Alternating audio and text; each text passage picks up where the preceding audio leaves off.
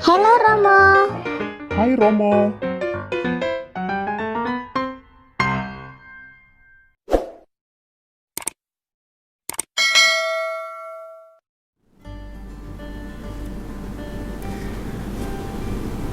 Saudara-saudari yang terkasih dan teman-teman yang dicintai oleh Tuhan, pada saat ini, pada kesempatan ini, saya ingin berbicara mengenai kawin beda agama atau beda gereja.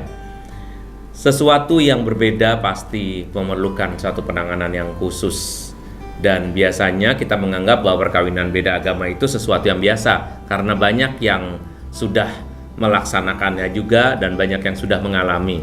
Tetapi bagaimana pandangan gereja Katolik dan bagaimana sebetulnya perkawinan beda agama atau beda gereja itu harus kita atasi, harus kita mengerti, dan harus kita tanggapi dengan benar. Mari kita berbicara mengenai hal yang sama, dan saya akan memandu kita semua untuk menyampaikan sebetulnya isi dari sebuah perbedaan agama itu apa. Terima kasih atas kebersamaan kita. Kalau kita berbicara mengenai sehati dan seiman, maka apa yang sehati, yaitu apa yang kita sukai, apa yang kita cintai, haruslah sesuatu yang kita sadari juga membawa kita pada kebahagiaan. Salah satu bentuk kebahagiaan yang hakiki sebetulnya adalah mengenai agama ini gitu. Beberapa teman saya mengatakan bahwa perkawinan beda agama itu nggak apa-apa. Perkawinan beda agama itu biasa kok. Perkawinan beda agama itu juga bukan suatu yang istimewa karena banyak yang sudah melaksanakannya juga gitu. Dan mereka merasa bahwa perkawinan beda agama itu tidak apa-apa juga, nggak ada masalah.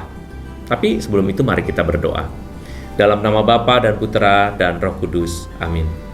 Allah Bapa yang Maha Baik, kami berjumpa pada saat ini. Kami ingin berbicara mengenai perkawinan. Kami ingin berbicara mengenai perbedaan. Semoga Engkau merahmati kami, membuat kami mengerti bahwa apa yang baik berasal dari niat yang baik juga.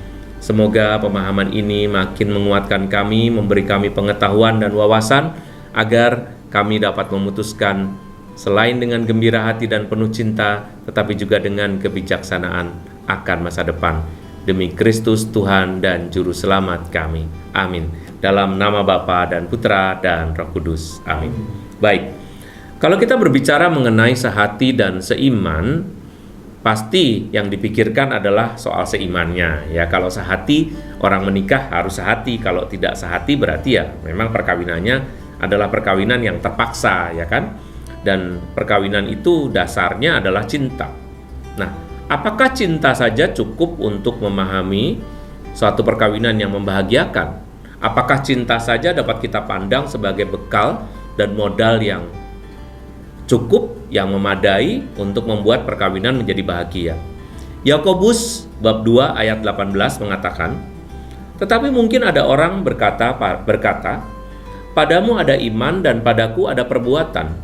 Aku akan menjawab dia, tunjukkanlah kepadaku imanmu itu tanpa perbuatan, dan aku akan menunjukkan kepadamu imanku dari perbuatan-perbuatanku."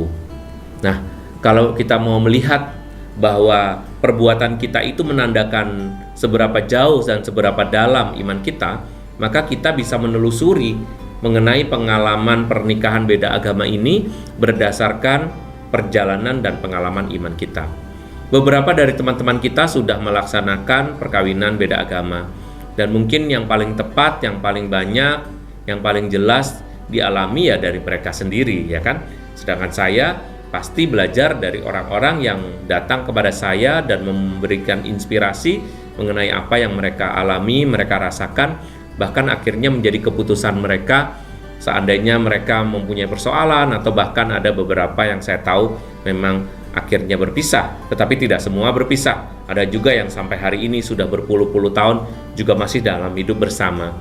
Tetapi tentu saja hal ini tidak mematahkan satu pendapat kita bahwa perkawinan beda agama itu sedikit banyak mempunyai masalah.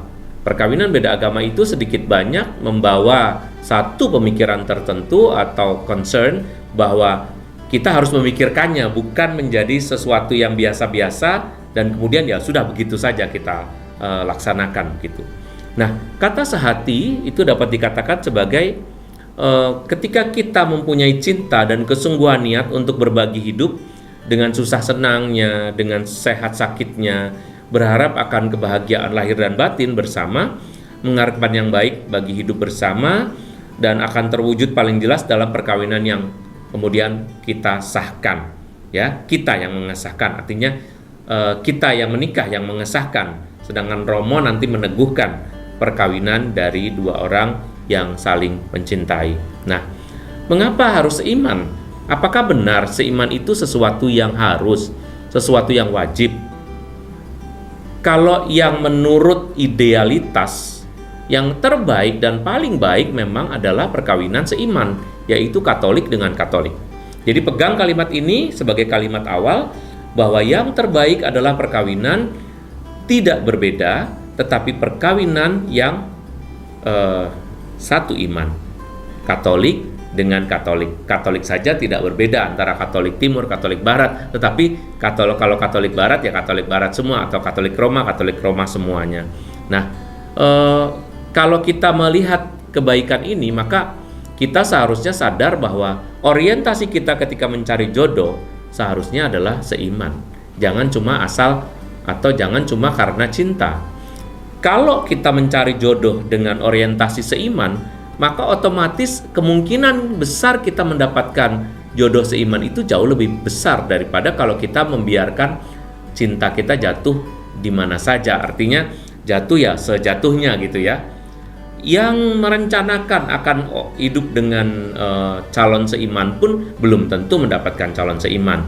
Apalagi kalau dia bersekolah di sekolah yang umum, apalagi kalau dia berkawan dengan banyak teman, tentu saja kita akan mendapatkan inspirasi beberapa orang yang kelihatannya cocok dengan kita, atau mungkin beberapa orang yang kelihatannya nyaman kita bersama-sama dengan dia, maka akhirnya juga akhirnya kita bisa jatuh cinta dan menikah juga gitu. Nah, semua perkawinan harus diingat bahwa semua perkawinan seharusnya itu sakramen, tanda kehadiran Allah. Dalam MRT tahun 2017, saya mengesahkan MRT 2017 dengan satu pernyataan bahwa tidak ada lagi pelajaran mengenai perbedaan agama.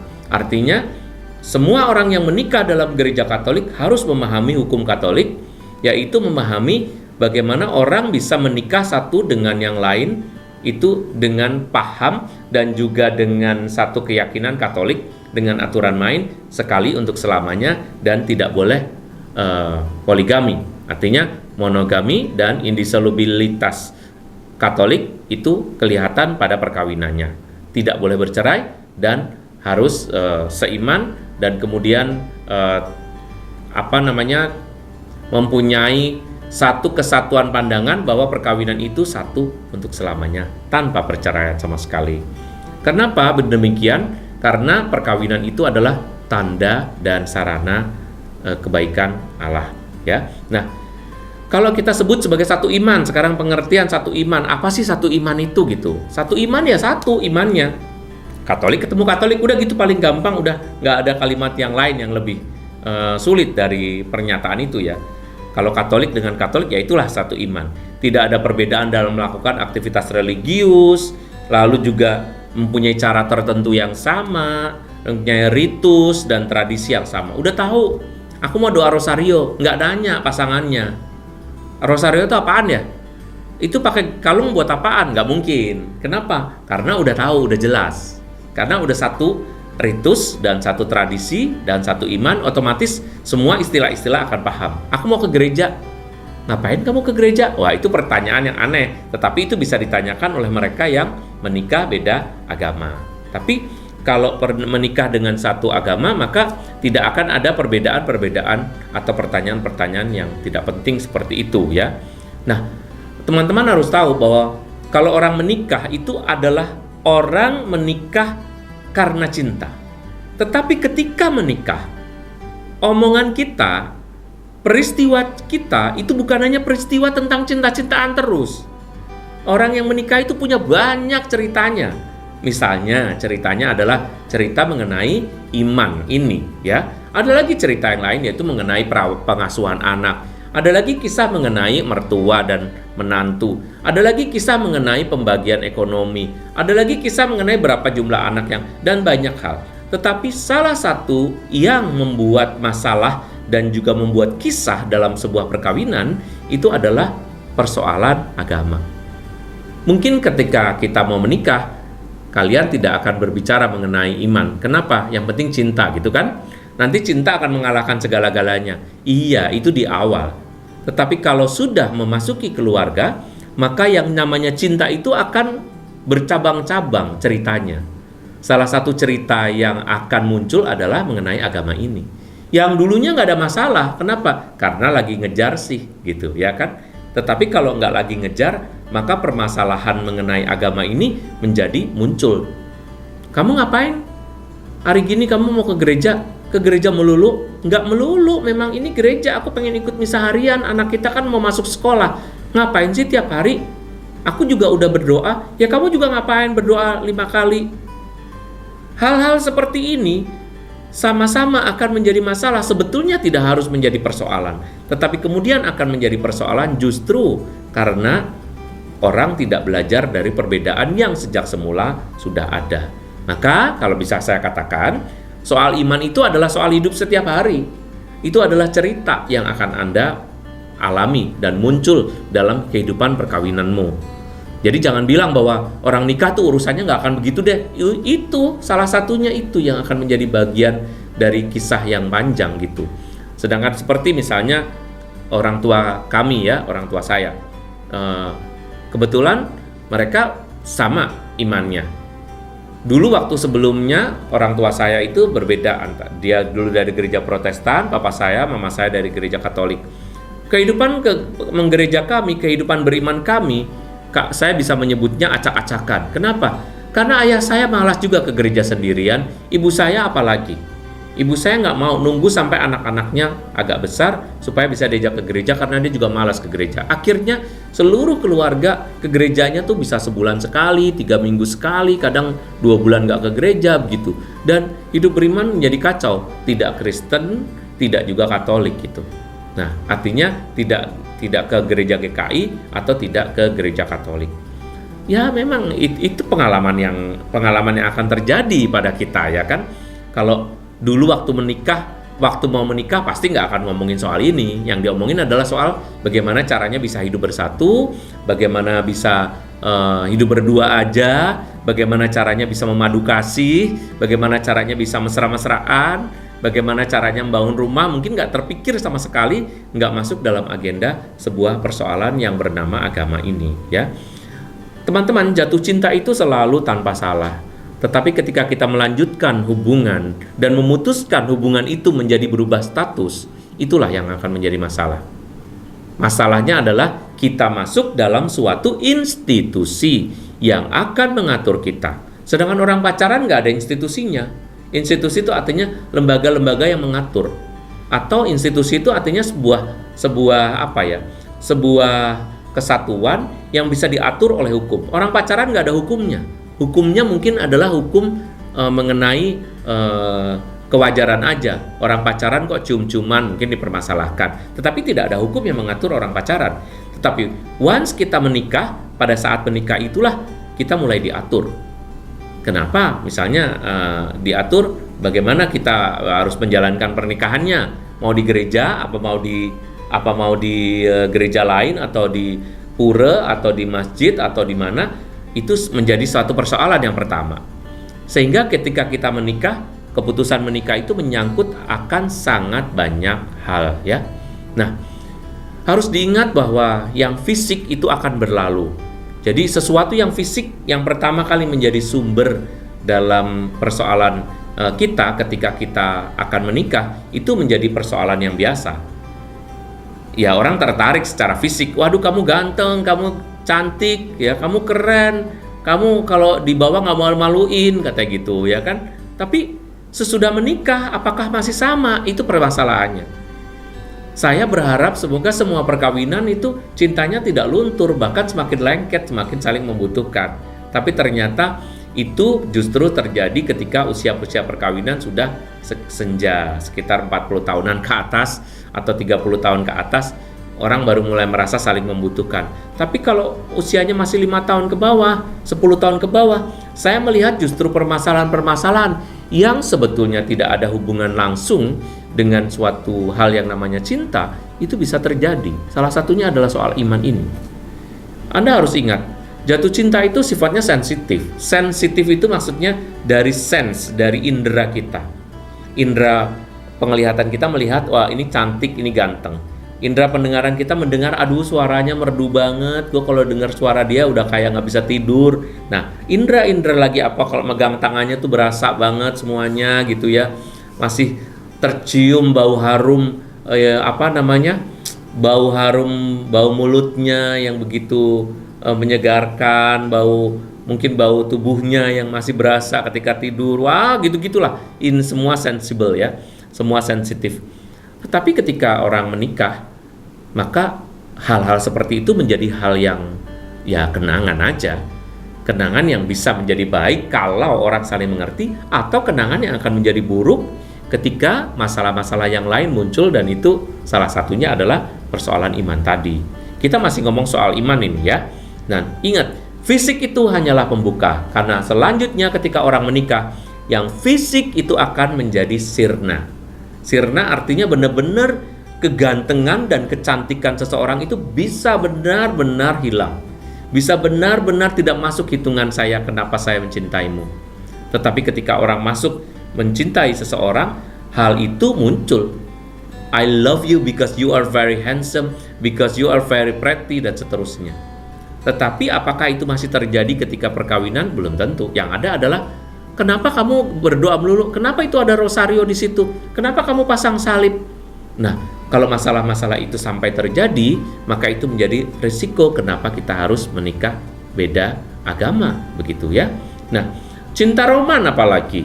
Orang yang cinta roman itu cintanya masih seperti cinta drama-drama ya kan, seperti drama Korea, disebut jatuh cinta di luar kemauan kita ya, karena perasaan kita yang main, lalu itu irasional semuanya, dan akhirnya perasaan yang timbul tenggelam itu membuat kita bingung juga memikirkan. Akhirnya agama menjadi persoalan yang kedua.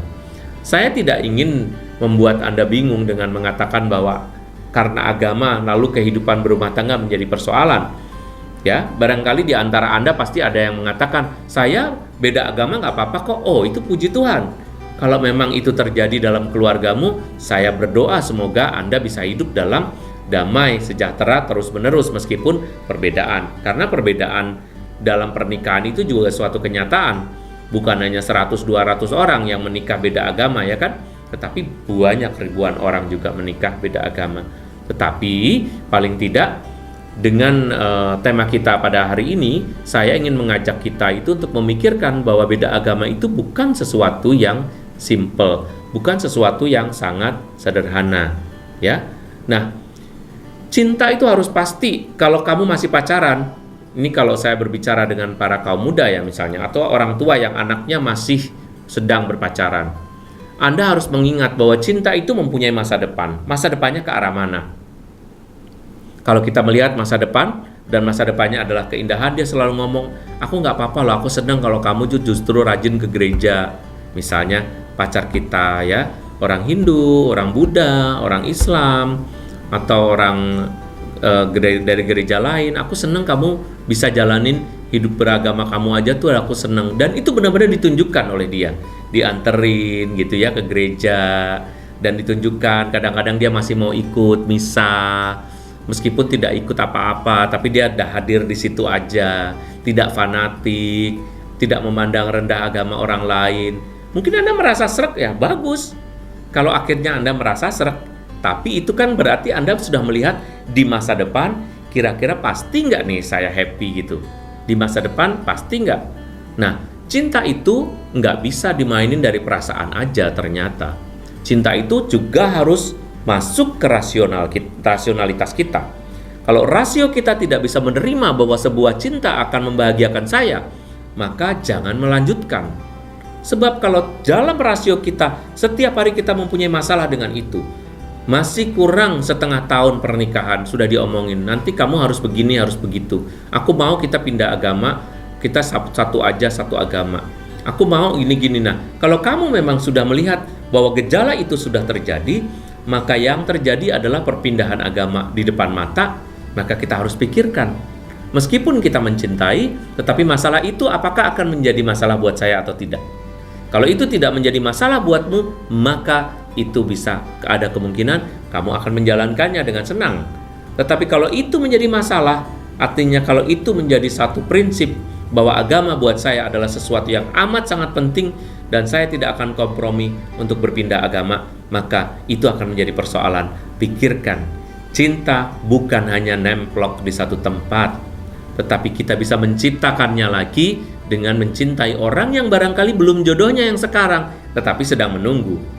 Meskipun saat ini saya juga cinta, tetapi tempatkan satu tempat di rasio kita bahwa tidak ada masa depan. Karena aku sudah melihat bahwa aku akan begitu sengsara, aku akan begitu luar biasa berjuang hanya untuk berdoa menurut imanku sendiri. Ini namanya orang yang beriman pinter, orang yang beriman rasional, dan orang yang smart atau cerdas. Ini kita ngomong-ngomong tentang agama nih ngapain sih? Enggak lah, ribet banget sih Romo. Enggak, Romo, kami tuh enggak seribet itu. Pacar aku juga enggak seribet itu. Tunggu dulu toh, ya kan?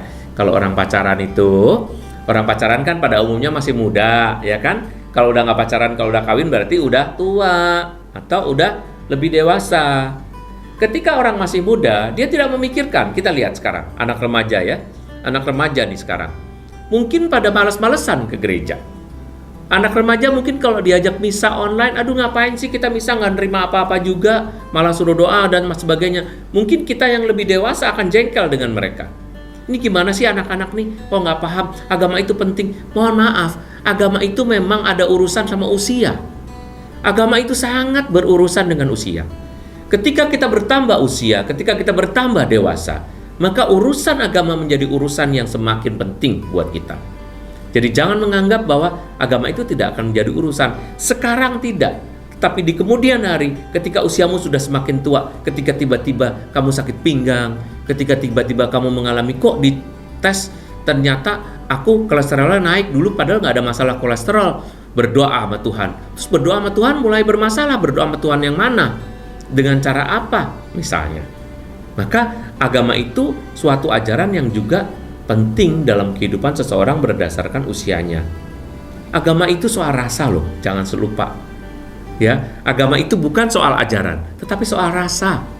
Saya bisa mengajarimu beragama sesuatu. Kamu bisa memahami agama orang. Kamu bisa belajar mengenai agama orang lain, tetapi kamu tidak bisa menghayatinya. Saya bisa belajar, misalnya saya bisa belajar yoga, saya bisa belajar meditasi, tapi saya tidak bisa belajar meditasi dan menjalankan meditasi dengan gaya Buddha misalnya. Kenapa? Karena keyakinan kita berbeda. Bukan, saya sangat menghormati dan saya sangat senang saya bisa meditasi gaya Kristiani. Saya sangat senang saya bisa ikut yoga misalnya untuk menyehatkan tubuh saya. Tetapi saya tidak bisa yoga untuk suatu agama tertentu. Jadi soal agama itu berbeda. Karena apa? Karena ada rasa. Belum lagi nanti kalau dalam kehidupan bersama, Anda harus memikirkan apakah Anda ingin membangun sebuah keluarga di mana dalam keluarga itu ada doa bersamanya. Mikir nggak? Wah, ternyata dari pernah saya tanyakan dalam sebuah program Discovery ini. Mereka bilang, apakah kamu pengen doa bersama? Ternyata 40% dari mereka yang saya tanyain menjawab tidak. Nggak perlu lah Romo, doakan bisa masing-masing. Memang anak muda begitu jawabnya. Tetapi ternyata ketika mereka menjadi semakin tua, mereka sadar, udah deket ke Tuhan, baru sadar bahwa agama itu menjadi sesuatu yang tidak bisa main-main lagi. Ketika saya tidak bisa mengandalkan wajah saya yang ganteng, wajah saya yang cantik, ketika saya tidak bisa mengandalkan kekuasaan saya, ketika saya renta, ketika saya tidak punya tenaga lagi, ketika saya tidak punya pengaruh lagi kepada banyak orang, sekarang saya harus dipengaruhi oleh suatu kekuatan yang berasal dari luar diri saya. Dan pada saat itu saya baru ingat sama Tuhan. Dan ketika ingat bahwa perkawinannya berbeda, hal itu bisa mempengaruhi kehidupan perkawinan. Jadi pikirkan ya, Pikirkan bersama mana yang terbaik untukmu. Kalau Anda sudah masuk dalam perkawinan beda agama, Anda harus pastikan bahwa hal itu terus-menerus Anda bicarakan, Anda diskusikan dengan pasangan Anda yang beda agama atau beda gereja itu. Jangan sampai hal ini memecah belah di antara kita. Saya sangat berharap bahwa semua perkawinan, entah itu perkawinan seiman maupun perkawinan tidak seiman, perkawinannya dapat berlangsung seumur hidup sampai maut memisahkan. Saya berdoa itu, saya ingin itu. Itu sebabnya saya munculkan saat ini, selain pelajaran mengenai apa masalah yang muncul dari suatu perkawinan beda agama, tetapi sekaligus kita tahu bahwa sebetulnya kenapa saya bisa mempunyai masalah dengan pasangan yang beda agama itu adalah karena permasalahan hati.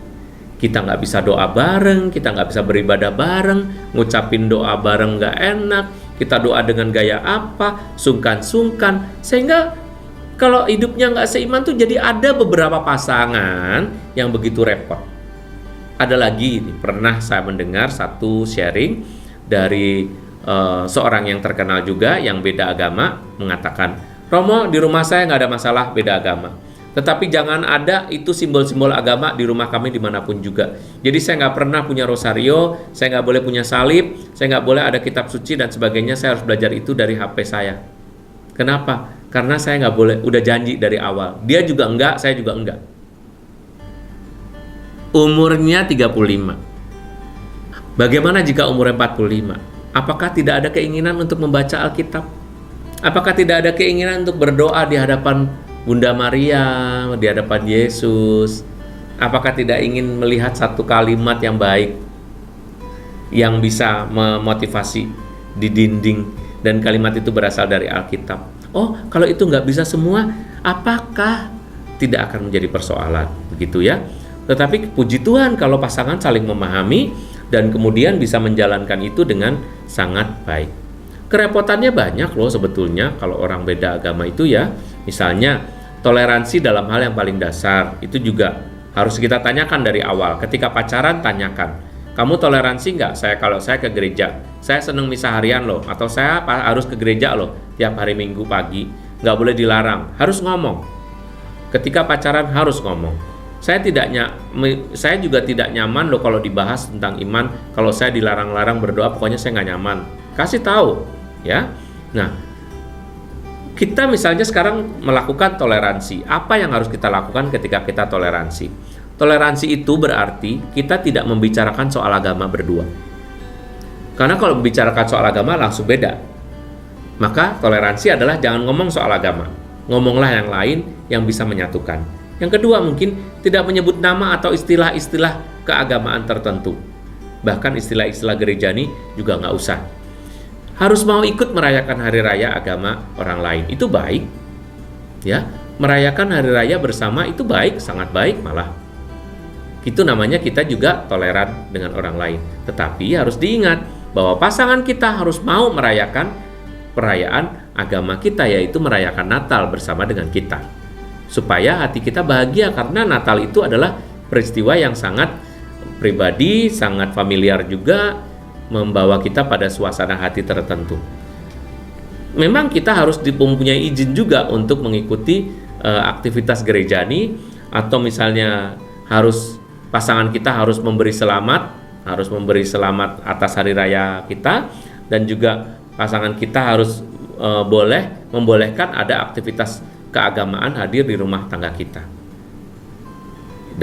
Itu masih sekitar persoalan di dalam rumah kita sendiri, keluarga inti, saya, kamu, dan anak kita, gitu ya. Tetapi bagaimana sekarang dengan persoalan keluarga besar? Itu juga harus kita pikirkan. Jadi kalau Anda mendengar ini, mohon Anda jadikan ini sebagai satu informasi. Kenapa perkawinan beda agama itu memerlukan pemikiran yang lebih panjang, ya. Pernikahan itu soal keluarga besar, bukan hanya soal cinta. Keluarga besar menuntut apa? Orang tuanya menginginkan saya jadi apa? Bapaknya ingin saya pindah atau enggak? Mamanya ingin saya itu beriman apa? Jangan-jangan kamu kamu toleran, tetapi ayahnya menganggap bahwa perkawinanmu dan perkawinanku adalah perkawinan yang tidak sah atau perkawinan yang tidak halal dan sebagainya. hal itu barangkali akan menjadi persoalan. Maka lebih baik ditanyakan dulu, supaya baik dan supaya yang terjadi adalah suatu kerukunan.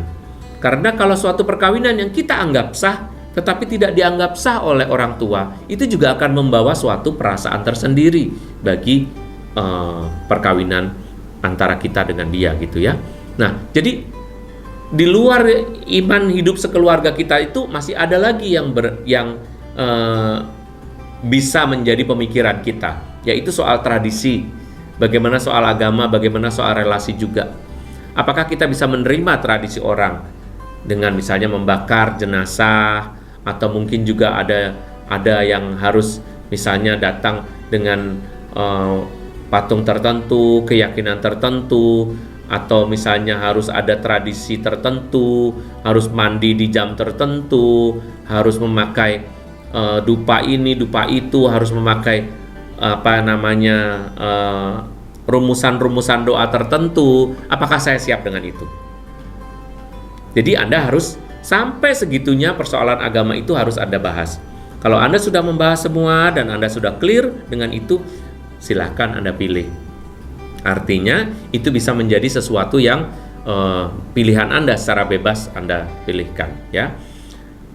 Kanon 1086 dalam kitab hukum Katolik ya kan, perkawinan antara dua orang yang diantaranya satu telah dibaptis dalam gereja Katolik atau diterima di dalamnya dan tidak meninggalkan dengan tindakan formal, sedangkan yang lain tidak dibaptis adalah tidak sah menurut Kanon 1086. Artinya, maka perkawinan orang kalau yang satu dibaptis dan satu tidak dibaptis itu perkawinan yang tidak sah kalau tanpa dispensasi. Jadi teman-teman sekalian yang belum menikah dan juga para ibu bapak yang akan menikahkan anaknya, Anda harus tahu bahwa perkawinan beda agama. Jadi antara yang dibaptis dengan yang belum dibaptis ini membutuhkan yang namanya dispensasi. Perkawinan beda agama berbeda dengan perkawinan beda gereja. Jadi Anda harus tahu perbedaan antara perkawinan beda agama dengan beda gereja. Kalau perkawinan beda agama adalah perkawinan antara orang yang dibaptis dengan perkawinan orang yang tidak dibaptis, yaitu perkawinan orang Katolik dengan orang Hindu, orang Buddha, orang Muslim, orang kepercayaan, atau orang yang tidak beragama. Itu disebut perkawinan beda agama menurut hukum gereja Katolik. Tapi ada satu perkawinan lain yang berbeda juga, yaitu perkawinan beda gereja. Perkawinan antara dua orang yang dibaptis tetapi berbeda gereja, satu dari gereja Katolik dan satu dari gereja non-Katolik. Perkawinan ini tidak membutuhkan dispensasi, tetapi membutuhkan izin. Nah, kedua-duanya diminta di keuskupan dan ini biasanya tidak diurus sendiri oleh pasutri atau calon pasutri, tetapi diurus oleh romo paroki setempat. Jadi, kalau Anda menikah, Anda harus tahu menikah dengan siapa. Kalau misalnya menikah dengan seorang dari gereja GBI, cari dari gereja GBI berarti dia dibaptis. Kalau dibaptis juga harus jelas bahwa dibaptisnya dalam nama Bapa, Putra, Roh Kudus. Sama dengan Bapa, Anak, Roh Kudus. Bapa, Yesus, Roh Kudus. Selama masih ada 3 nama ini, Bapa, Putra, dan Roh Kudus, atau dengan nama-nama yang sama dengan itu, maka perkawinannya disebut perkawinan beda gereja. Tetapi kalau hanya menerima baptisan Bapa dan Roh Kudus, atau baptisannya hanya Roh Kudus, atau hanya menerima baptisan Yesus saja, maka baptisannya tidak dianggap sebagai baptisan gereja. Dalam gereja Katolik itu disebut perkawinan beda agama, ya. Jadi perkawinan beda gereja itu kalau dua orang yang dibaptis dan dibaptis dalam nama Bapa, Anak, dan Roh Kudus. Bapa, Putra, dan Roh Kudus. Kalau dia jadi satu atau menikah, maka membutuhkan izin, ya. Izin ini sifatnya adalah sifat seperti dispensasi tadi, mendapatkan izin. Sebelumnya nanti akan ada pemeriksaan mengenai apakah pihak non-Katolik itu pernah menikah atau tidak. Karena kalau dia pernah menikah, dia pasti belum tentu ada catatannya. Tetapi harus ada kesaksian dari 2 orang supaya memberi kesaksian bahwa orang yang non-Katolik ini, baik yang dibaptis maupun yang tidak dibaptis ini, memang belum pernah menikah.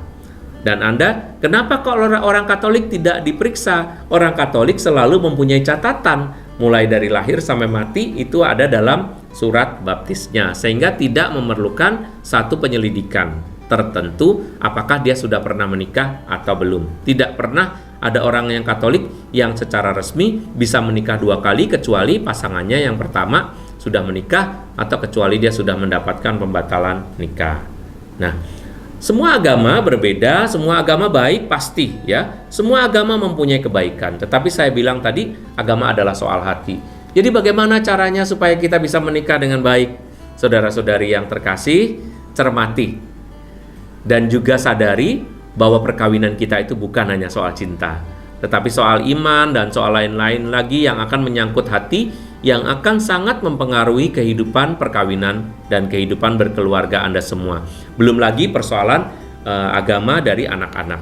Maka sekali lagi, melalui tayangan ini, melalui konten ini, saya berharap Anda semakin tahu bahwa perkawinan dalam gereja Katolik itu selalu harus perkawinan antara orang Katolik dengan Katolik atau orang Katolik dengan non-Katolik, tetapi harus berada di gereja Katolik. Permasalahan yang kemudian yang sangat penting juga adalah bahwa setiap orang Katolik menikah dengan siapapun juga harus menikah dengan maksud saya harus menikah di dalam gereja Katolik. Tidak boleh menikah di luar gereja Katolik kecuali kalau ada izin atau dispensasi dengan alasan yang sangat kuat. Semoga informasi ini bisa menjadi pemberi informasi yang tepat untuk Anda, terutama Anda yang mempunyai pasangan atau pacaran dengan orang yang berbeda agama atau beda gereja. Dan Anda bisa memastikan bahwa Anda menikah dengan aman dan mempunyai masa depan yang aman. Terima kasih atas perhatiannya dan semoga semua yang kita terima pada saat ini menjadi informasi yang terbaik. Dan sampai jumpa pada pertemuan yang akan datang. Tuhan memberkati.